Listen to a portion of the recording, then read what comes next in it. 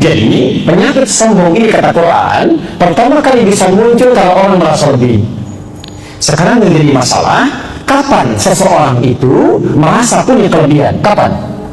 Karena sekali-kali jangan sampai terjadi dan Anda mesti waspada. Hati-hati. Innal insana layatgha. Ya. Ada kecenderungan manusia itu bisa bersifat sombong, melampaui batas. Ya, melampaui batas. Pelan-pelan, nanti kita lihat ya, apa kaitan ayat ini dengan contoh-contoh kita. Melampaui batas.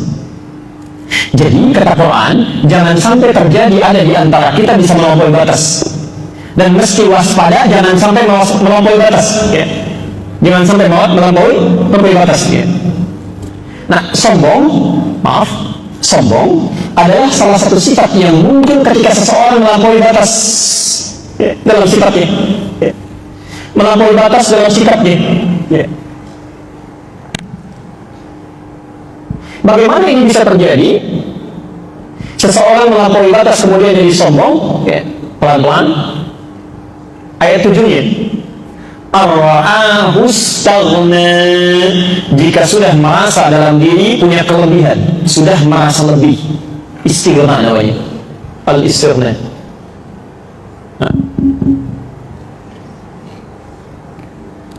Tolong fokus betul ke sini ya. Fokus betul. Kata Quran, sifat sombong pertama kali bisa muncul ketika seseorang merasa punya kelebihan, merasa lebih. Ya. Mohon izin saya akan lambatkan sekarang. Anda kaya itu tidak dilarang, bahkan didorong. Ya. Bagaimana Anda bisa berzakat kalau tidak punya uangnya? Bisa infak, bisa sedekah kalau tidak ada yang disedekahin. Bisa haji kalau tidak ada biayanya, boleh. Yang tidak boleh itu merasa lebih, merasa kaya dibandingkan dengan orang. Anda punya kedudukan, boleh. Justru dengan kedudukan itu bisa membuat kebijakan-kebijakan yang baik, punya dampak ibadah. Ya. Ada seorang diangkat menjadi bupati, membuat kebijakan, ya, sholat berjamaah di masjid.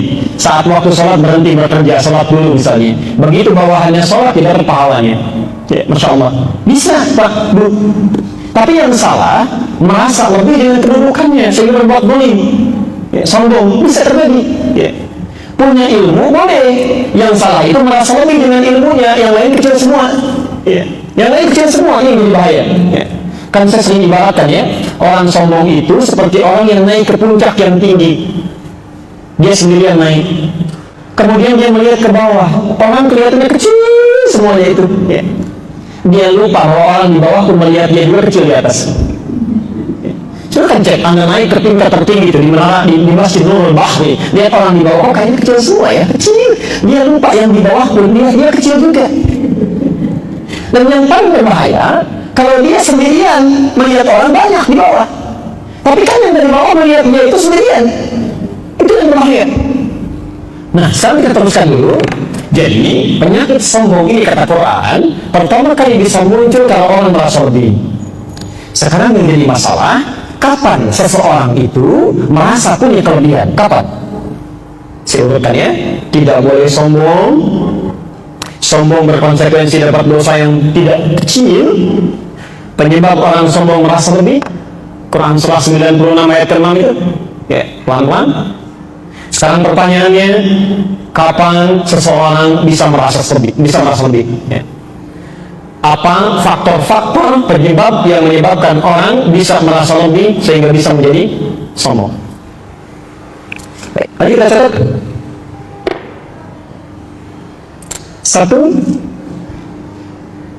Satu, ziyadatul mali. Ya, penyebab pertama, bertambahnya harta benda. Wah, hati-hati.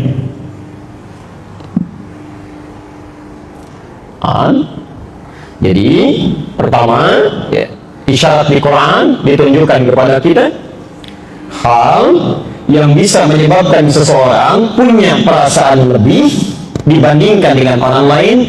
Faktor pertama, jika dia mengalami peningkatan harta benda. Jadi kalau hartanya meningkat, awas hati-hati ya. Seseorang yang mengalami peningkatan harta, saat yang bersamaan dia akan lebih rentan diserang penyakit sombong. Ya, punya perasaan lebih.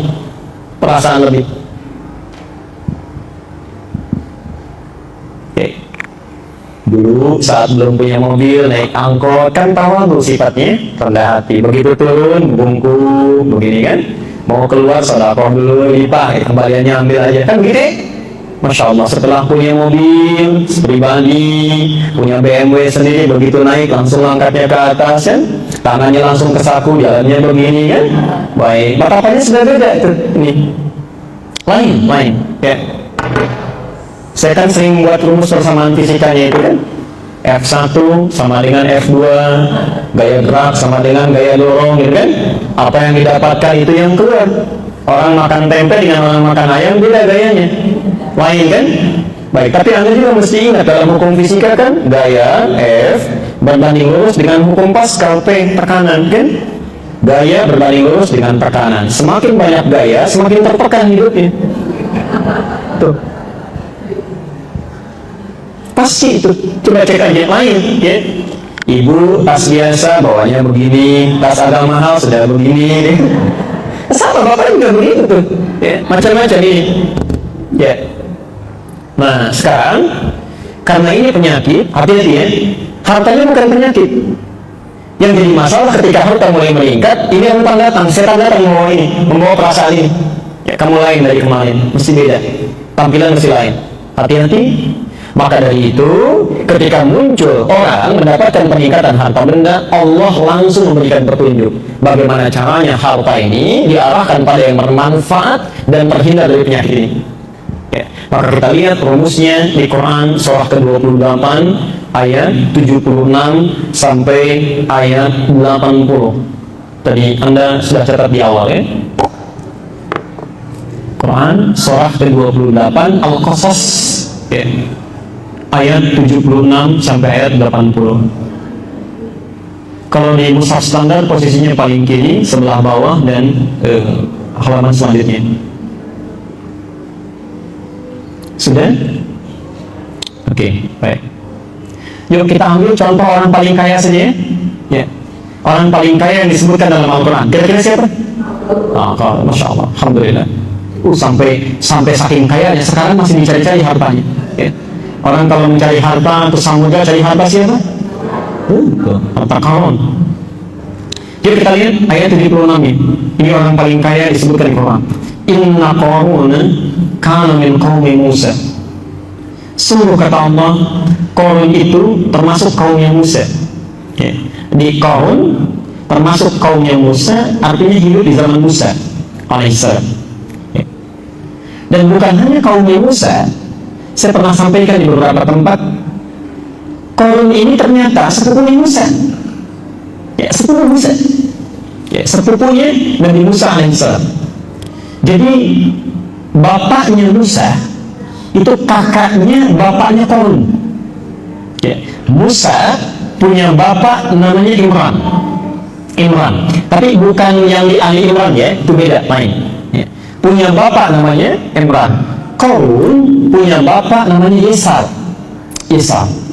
Nah, bapaknya Qarun itu kakaknya bapaknya Musa. Ya, kakaknya bapaknya Musa, keturunan dari Kuhas anaknya Lewi satu di antara 12 anaknya Yakub, saudara Yusuf. Ya. Yakub anaknya Ishak anaknya Nabi Ibrahim alaihissalam. Ya. Bin Azar bin Nahur, ya, bin Adir bin Kinan bin Arfakshad bin Sam bin Nuh alaihissalam. Bin Nihlain bin Matusyalah bin Kinan bin Anwas bin Tis bin Adam alaihissalam.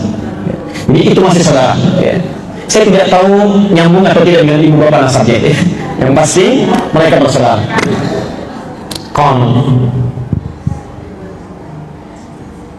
Ya. Saya persingkat, Allah berikan satu titipan pada Qarun, dititipkan. Ya. Dia kalimat Qurannya wa atainahu. Ya, wa atainahu, kami berikan kepada dia, kami titipkan. Ya. Kalau bahasanya kami yang titipkan, ya Allah yang titipkan, yang punya siapa? Ingat, yang punya harta itu bukan Qarun, yang punya Allah. Tolong fokus pada runtutan rumus ini ya. Saya tuliskan satu pernyataan Qurannya, yang punya hartanya Allah. Makanya bahasa Qurannya kami titipkan. Wa atainahu minal kunuzi, dan kami berikan harta-harta yang cukup banyak. Oke. Hartanya banyak. Saking banyaknya, ma inna mafatihahu latanu bil usbah. Ibu bayangkan Bu ya, kunci berangkasnya saja dari hartanya ini itu tidak sanggup dipikul oleh 10 orang terkuat yang ada di zaman ini. Anda bayangkan, insyaallah. Ada orang punya harta benda, kunci berangkasnya saja itu dibawa oleh 10 orang terkuat di masanya, itu masih keberatan Pak, masih berat ya. Luar biasa kayaknya.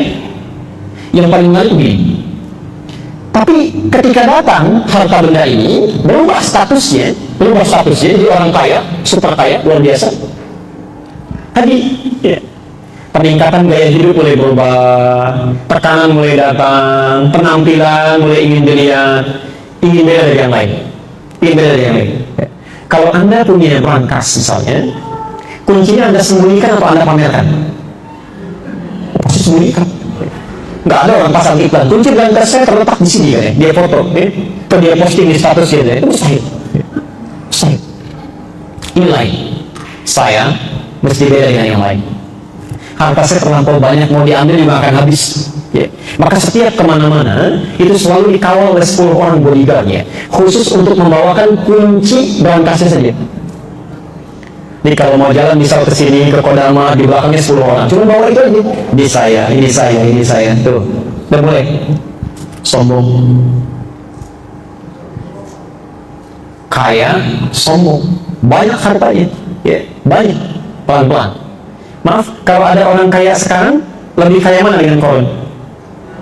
Kaya koron. Jadi kalau ada orang kaya sekarang sombong, keterlaluan itu. Ketinggalan zaman. Ya. Dulu yang lebih kaya sudah ada, ya, dan bermasalah. Ya. Jadi kalau koron saja yang paling kaya sombong bermasalah, yang sekarang nggak lebih kaya dibanding koron mau sombong, itu ketinggalan. Ya. Anda terlambat, maaf. Ya sudah ada yang lain. Ya. Sekarang lihat rumusnya. Ayat 77 ini. Lihat rumusnya. Masya Allah. Saking sayangnya Allah diingatkan.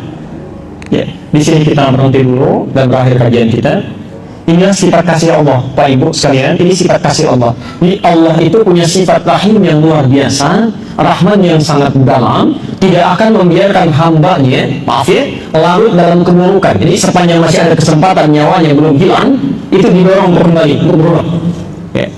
Saya beri contoh misal, yang hidup di zaman Musa alaihissalam selain Qarun yang paling jahat siapa? Fir'aun. Anda bayangkan, Fir'aun satu orang, jahatnya luar biasa, dikirimkan 2 nabi supaya berubah. 2 nabi nggak tanggung itu. Nanti kita bahas di sesi yang akan datang ya. 2 nabi, kita aja yang banyak, cuma 1 nabi. Cuma Nabi Muhammad SAW. Fir'aun yang mengaku Tuhan di surah An-Nazi'at ayat ke-24 itu, Ana Rabbukumul A'la, saya Tuhan yang paling hebat. Saking sayangnya Allah, jangan kamu salah. Saya kirimkan 2 nabi untuk meluruskan. 2 nabi, dan diperintahkan berkata yang lembut ya. Di Quran surah 20 Toha itu ayat ke-44 ya. Faqula lahu qawlan layyina, tolong Anda berdua datang pada Fir'aun dan berkata dengan lemah lembut. Ya, sampaikan dengan penuh kasih sayang ya. La'allahu yatadzakkar aw yakhsha, barangkali dengan kelembutan itu dia bisa ingat ya. Dia bisa takut ya. Termasuk Qarun, saking sayangnya Allah diingatkan dalam lisan kaumnya. Perhatikan kalimatnya, ini inti bahasan kita. Wa buttaghi fima atakallahu daral akhirah wa la tansa nasibaka minad dunya. Kalau Anda insyaallah dengan izin Allah mengalami peningkatan harta benda bisa, maka rumus Qur'annya ini langsung pertama ya, wabtaghi fima atakallahu ad-daral akhirah. Ini poin.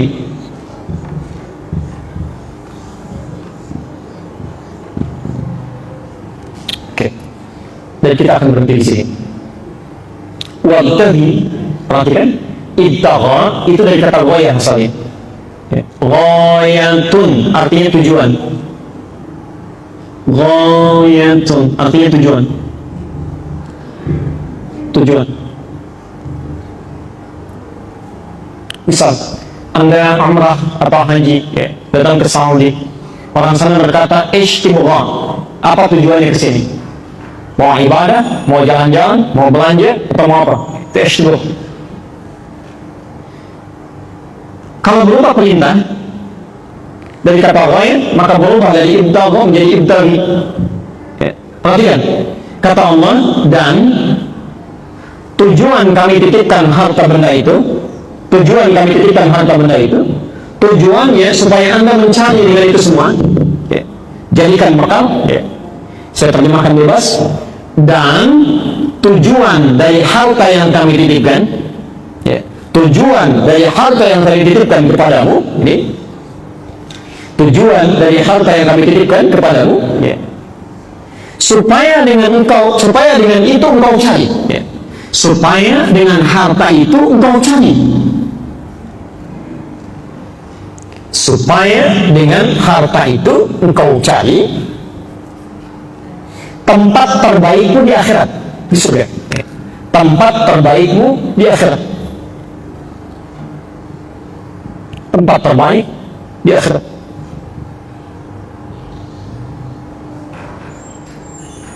Ya. Oke. Jadi maksud Quran itu begini, kata Allah, yang punya harta itu bukan kamu, saya. Cuman saya titipkan kepada kamu, saya pilih kamu, barangkali amalan kamu masih kurang. Dengan harta ini kamu bisa gunakan untuk menyusul amalan-amalan orang lain. Ya. Barangkali yang tidak punya harta benda itu, mereka sudah rajin tahajud tiap malam, rajin puasa saking gak punyanya, sudah hafal Quran. Nah kamu ini malam aja kadang-kadang jarang bangun. Tapi kalau ada bola bisa nonton, ya, ada tinju bisa lihat. Masya Allah, sholat gak bisa dilakukan, puasa jarang-jarang, Quran jangankan hafal, baca juga masih belepotan. Kata Allah, ini saya titipkan pada kamu bukan pada yang lain. Saking sayangnya kamu kepada kamu, saking sayangnya saya kepada kamu, ya. Saking sayangnya Allah dititipkan harta itu supaya perbanyak dengan itu bekal ibadahnya. Masya Allah, dia bisa sedekah, dia bisa infak, dia gunakan pada yang lain. Itu tujuannya. Jadi bukan untuk sombong, ya, bukan untuk pamer, itu salah. Di saat Allah titipkan kepada Anda kendaraan misalnya, barangkali yang nggak punya kendaraan itu sudah siap biasa jalan dengan kakinya, Bu, Pak, ya. Ada orang ini masjidnya, rumahnya 500 meter, nggak punya kendaraan karena memang kakinya biasa jalan, masih ke masjid juga. Ada orang tinggalnya cuma 100 meter dari masjid, di sampingnya, saking sayangnya Allah, barangkali kalau kamu tidak bisa jalan dengan kakinya, ini saya berikan sepedanya, ini saya berikan motornya. Belum cukup kalau takut alasan hujan juga, ini mobilnya, dari mobil yang biasa sampai mobil yang paling mewah. Belum ke masjid juga. Dengan cara apa lagi? Ya, dengan cara apa lagi difasilitasi? Ya. Ada orang misalnya, mohon maaf, ya, orang lain biasa puasa, saking gak punya puasa. Saya pernah ditanya beberapa Ramadan yang lalu, Ustaz, apa hukumnya kalau ada seseorang puasa terus dia sampai subuh nggak buka? Apa hukumnya, Pak? Orang puasa, Bu, dia maghrib nggak buka sampai subuh tuh, apa hukumnya? Hukumnya, kata saya saat itu, wajib bagi saya memberikan dia makanan. Karena ternyata bukannya nggak mau makan, nggak punya makanan. Ini saking nggak punyanya, dia cuma ngelar mudah sampai subuhnya. Tapi orang ini saking menjaga harkat martabatnya, tidak mau minta-minta, ya, dia bertanya dengan sangat elegannya, apa hukumnya orang tidak berbuka sampai subuh? Saya bilang, hukumnya saya memberikan makanan pada Anda, wajib bagi saya memberi Anda makan. Ya. Saking nggak punyanya, ya. Kadang-kadang kita mesti menggunakan pendekatan dakwah dibandingkan dengan pendekatan fikih. Ya. Coba, Bapak, apa hukumnya seorang laki-laki tetangga masjid ini, tetangga masjid nggak mau ke masjid? Apa hukumnya? Haram, dosa, dan sebagainya. Hukumnya ajak dia ke masjid. Ajak. Ya, tidak akan selalu haram kita kedepankan. Ajak dulu ke masjid. Barangkali dititipkan jadi tetangga Anda karena cuma Anda yang bisa mengajaknya. Anda yang membawanya, tidak Allah titipkan pada yang lain karena cuma kita yang bisa mendoakannya. Ya. Jadi jangan mencelaknya. Oh, sibuk mencela tuh tetangga kita, mah ya nggak seperti ayah sudah ke masjid. Ya doakan dulu. Daripada dicela, doakan. Ya. Sama dengan begini, maaf ya, Anda dititipkan harta benda karena menurut Allah kita yang bisa, bukan orang lain. Ya. Maka agak aneh kayaknya, agak aneh nampaknya ada orang sombong dengan harta titipan. Itu aneh. Aneh menurut saya. Yang punya harta itu siapa? Maksud saya tulis itu Allah. Allah titipkan. Kita sombong dengan titipan. Itu aneh. Pak mohon izin nanti saya titip handphone ya. Baik Ustaz, begitu dititipin handphone, jalan. Kayak punya sendiri, jangan titipan. Ya. Titipan. Pak mohon titip mobilnya. Silahkan Pak, silahkan. Begitu dititip orangnya pergi foto-foto, pasang status. Alhamdulillah, bikin orang penasaran. Mobil baru ya, padahal bukan titipan.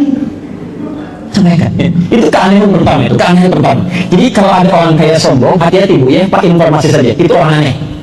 Orang aneh, ya. Orang aneh. Satu itu. Yang kedua, maaf, umumnya orang yang dititipi itu tidak mau banyak. Tidak mau banyak. Anda punya rumah, ada tetangga titip mobil, satu. Mau nggak? Titip mobil, bersedia tidak dititipi? Satu saja. Baik, sekarang 10 dititip. Tidak. 20. Kenapa tidak mau?